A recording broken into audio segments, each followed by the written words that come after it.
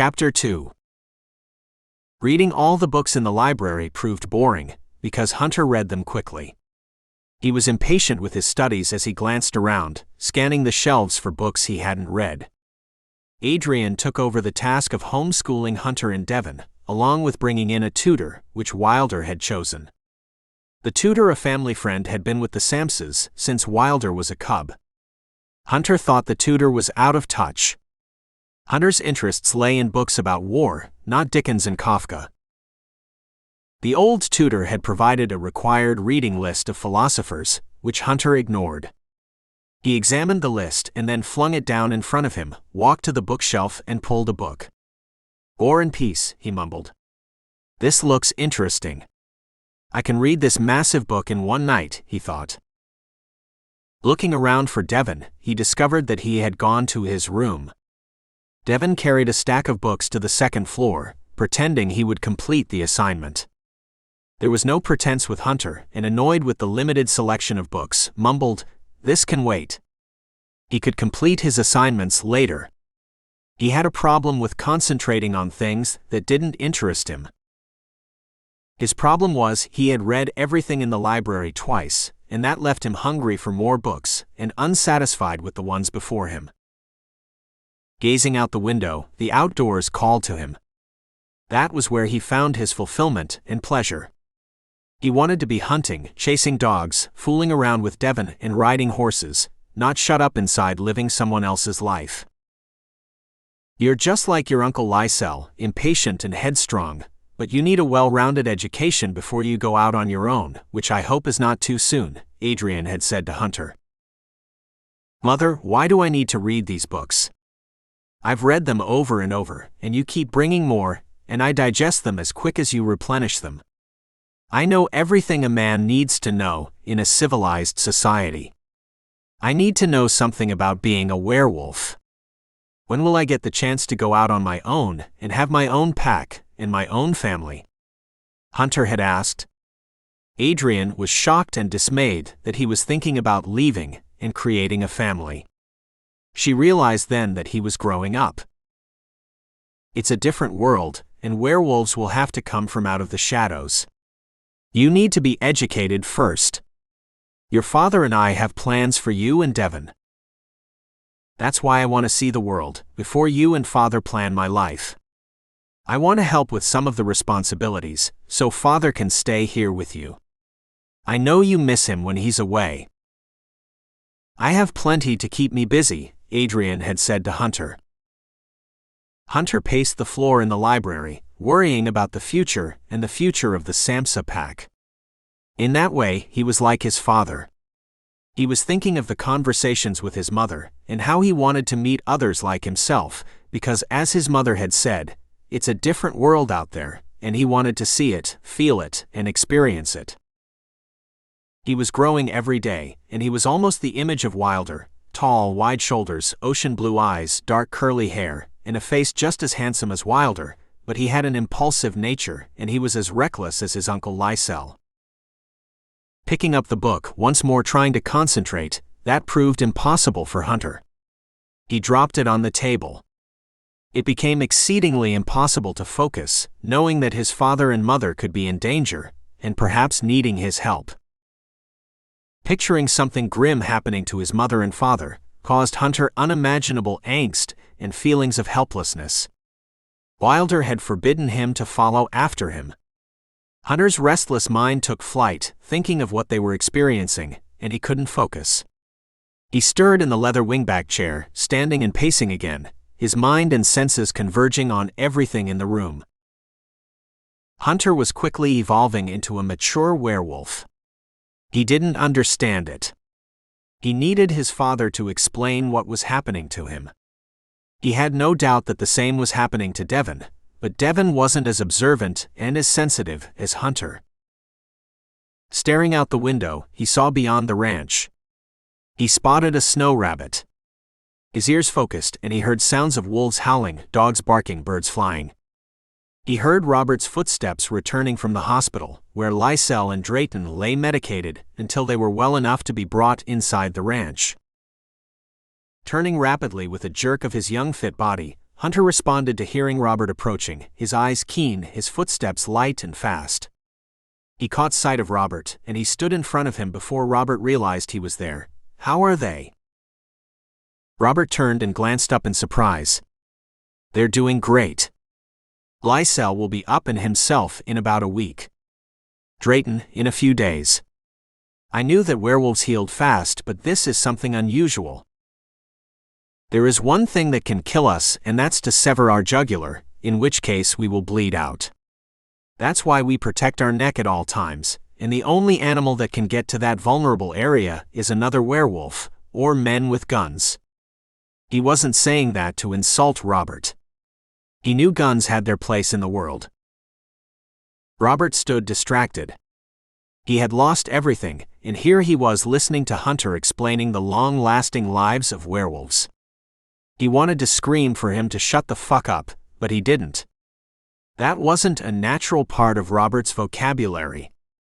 He was a doctor, and his mission was to save lives, even if the lives were werewolves. "What is it, Robert?" Hunter said, seeing that Robert was preoccupied with something. "You have most of your family intact, and I have lost everything I want in life. I will never see Mina and my babies again." Robert walked into the library and slumped down in a brown leather chair. Hunter followed. Robert had worked tirelessly night and day with hardly any sleep to save Lysel and Drayton, and he was just plain tired. Hunter stared at him, thinking and empathizing with him. "I'll go and get her and bring her back to you. My uncles and father made you a promise, I will fulfill that promise." "You can't do that. Your father forbade you to go, because he doesn't think you're ready for that world. You have to listen to him. My father is just trying to protect me. He can't protect me from life. I have to live. He forgot how he was at my age. I guess having his own children does that to you. Look how you are behaving. I don't want to have any children. I want to see the world before I turn into an overprotective idiot," Hunter said, trying to make Robert smile for a few minutes.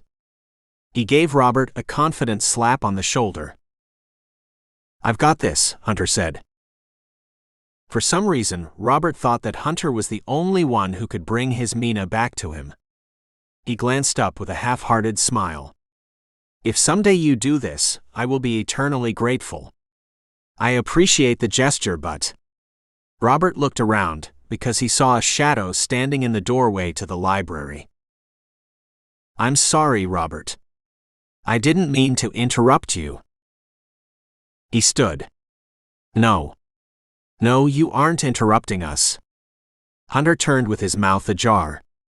The young girl standing in the library was about 18. She had long auburn hair and green eyes which mesmerized him at first glance. She stood 5'5" to his 6'2" stature. Hunter had been growing at an alarming rate, and according to his werewolf years in his father's book, he was 19. He remembered it was just the other day, he was nothing but a pup. Since his parents had been away, he and Devon had grown and turned into teenagers in a matter of weeks. "Hunter, this is Heather, my litter sister." "Heather, yes, like a flower. Remind me to show you some flowers on our ranch." Hunter shot her a sensuous smile. Heather smiled widely at Hunter. She gave him a smile that sent his pulse racing. Hunter gazed intently at Heather. Robert looked at both of them, not too amused. "I prefer to be called Katie. It's my real name and my mother's name. My mother called me Heather because she didn't like Katie as a name. She thought it was old-fashioned." "Our father named her Katie," Robert added. "Then Katie it is. Would you like to see the flowers now?" Hunter said, as he placed his hand on Katie's shoulder. He had never felt the attraction for a girl before. It was a strange and wonderful feeling. His heart raced and his breathing became erratic. He had the same adrenaline rush when he stalked a deer. But this can't be the same thing, he thought. There was something different about this overwhelming erotic feeling coursing through his body and stimulating his manhood. He had the same adrenaline rush when he stalked a deer. He didn't want to chase her down. He wanted to make love to her. She wasn't prey or food. She was a beautiful, warm female, and he wanted to touch her, hold her in his arms, run his fingers through her long, silky hair, and kiss her. Robert's glance wavered between Hunter and Katie. "She has to go back to Samseville," Robert said. He took her shoulders and turned Katie around, taking her to the door. "Katie is going to school to become a doctor. She's helping me out until then." Robert saw the attraction, and he wanted to put an end to it. He knew about young werewolves, and how virile they were when they were developing, and how insatiable their appetites were for sex. "Why don't you stay here on the ranch tonight? We have more than enough room," Hunter said. "She can't," Robert said abruptly. Turning to Katie, Robert said, "Wait outside for me." Katie turned and did as she was told. He spun around to Hunter. "For God's sake, Hunter, she doesn't know anything about werewolves. She thinks it's something she sees in the movies. She's impressionable. I don't want her to find out by accident. I want to sit down with her and tell her about Mina and my children. Since our parents died, I have been left with the duty of being her father." He met Hunter's eyes. "It's a serious job being a father. There's nothing wrong with her knowing about us.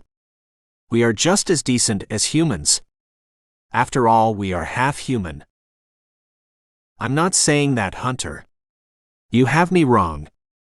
I just want to give her a chance before she has to learn about how werewolves live. What is wrong with our lifestyle? Your mother is married to 3 werewolves, and she has offspring for them.